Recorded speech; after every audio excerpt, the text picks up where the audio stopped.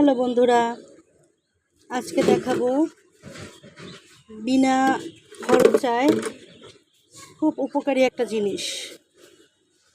এটা হচ্ছে 3 লিটারের একটা বোতল। আমি এভাবে কেটে নিয়েছি। এখন এর ভিতরে আমি কিছু খাবার দিব, যেগুলি পাখি বেশি পছন্দ করে। কিনে না খাবারগুলি কবুতর খায়। এই যে এগুলি আমি এটার ভিতরে দিয়ে দিব। তারপরে কিছু চাল দিব।